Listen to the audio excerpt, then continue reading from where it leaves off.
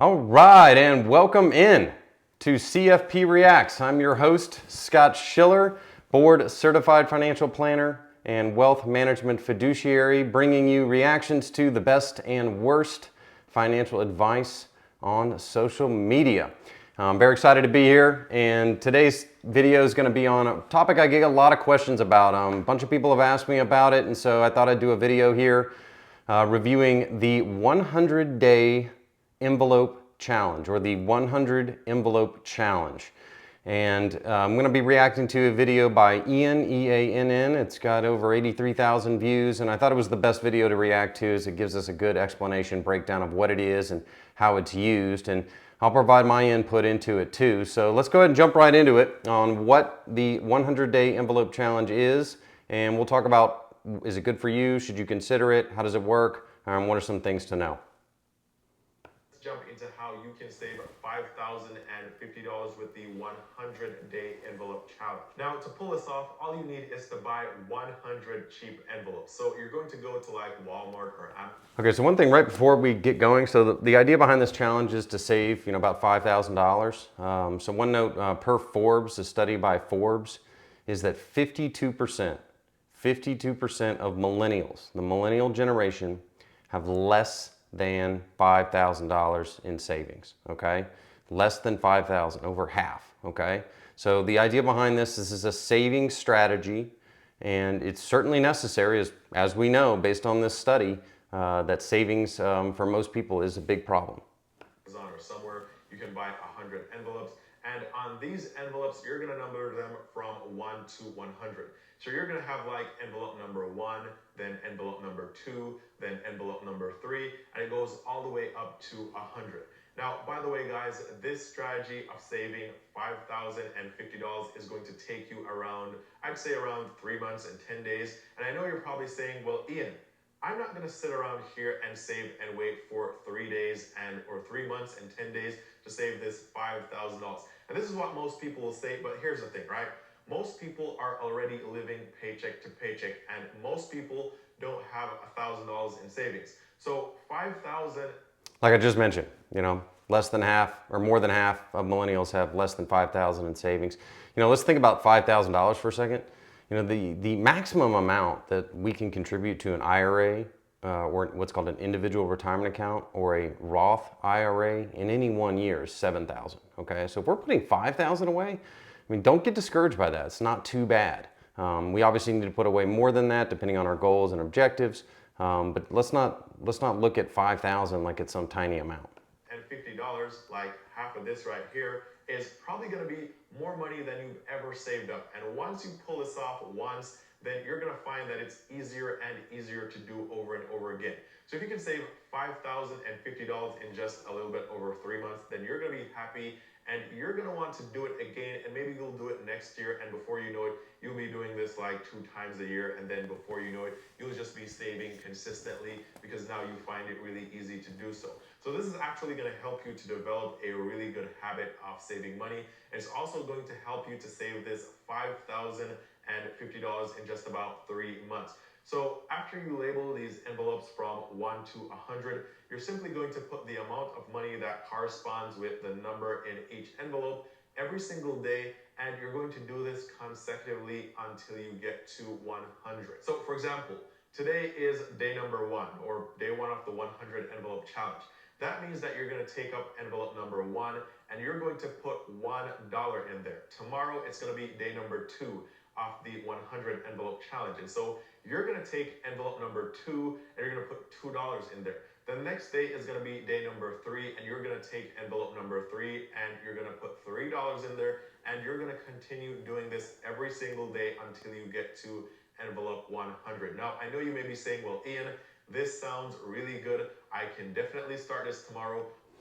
Actually, I got to jump in here. This sounds very tedious. Sounds like a lot of planning and a lot of thought to go into this. You're talking about having to make change, having to come up with cash. A lot of people don't carry cash anymore.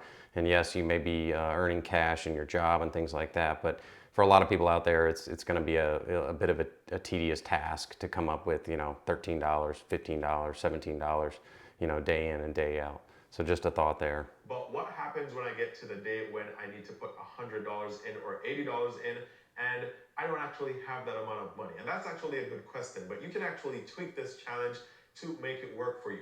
Now, here's something that you don't want to do, right? What you don't want to do is you don't want to have like $100 up front and then you're thinking, okay, you know what? I'm going to put $1 in this envelope, $2 in this envelope, and then I'm going to do like all the envelopes for the next 10 or 20 days. And you don't want to do that because you want to force yourself into the habit of putting money in one of these envelopes for the next 100 days. So here's what you should do instead. If you're on number 5 or day number 6, and let's say you get to that day and you have an extra $50 or an extra $70 or an extra $80, instead of using the number for that day, you can actually pick that envelope that matches with the amount of money that you have for that day. So if you're on day number 10 and you have an extra $50, instead of using envelope 10 and only putting $10 in there, you can grab envelope number 50 and put $50 in there, and then next week if you have $100, you grab envelope number 100 and you put $100 in there, and then you go back to the other envelopes and you keep working like this. And this is just a fun and easy way to do it where you're not feeling pressure. I know he's saying fun and easy. It just does not sound fun and easy. That sounds like a heck of a challenge to come up with, you know, $54 one day, you know, $33. I mean, it certainly does. That does not sound fun to me. Because you're just simply putting whatever amount of money you have every single day in an envelope that corresponds with that number, and you're going to find that this is going to be a really easy challenge. And the hardest part of this is going to actually be consistent and just consistently putting money in an envelope every single day.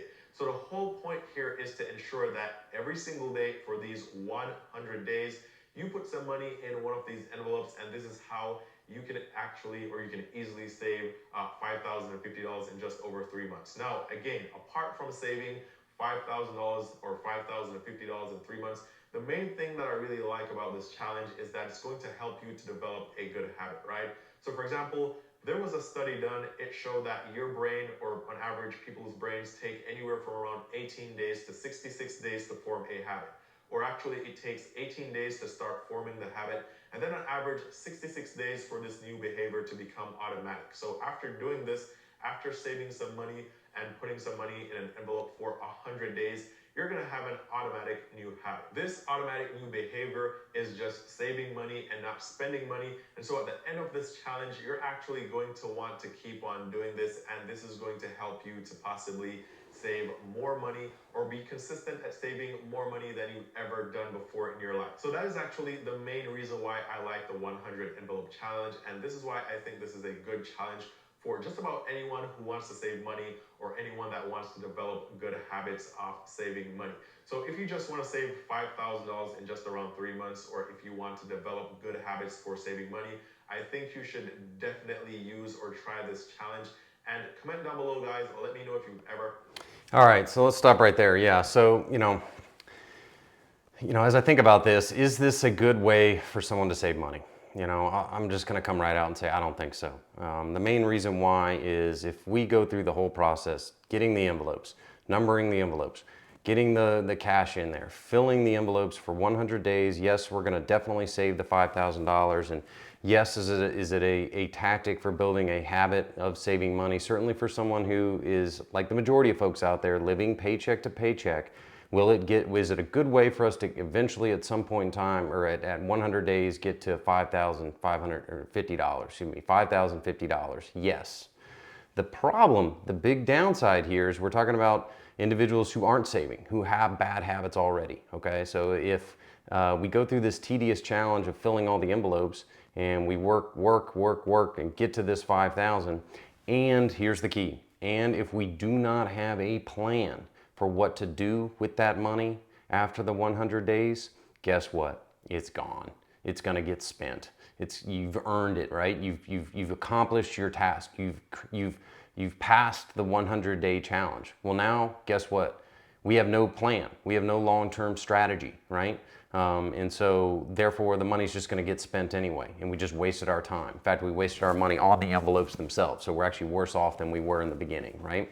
However, Work with a good financial planner, work with a good professional. Let's get some long-term goals and create a long-term planning strategy. And now we have something. Now we're saving for a future. Now we can get to that 100 days or some time frame down the road, and we have a plan for what to do with those funds, whether it be make an IRA contribution, make a contribution to some sort of investment account, something that will save for the future. And so that way, you can actually meet your long-term goals. Otherwise, we're just going to keep staying in this rat wheel, staying in this cycle of saving and then spending, saving and then spending.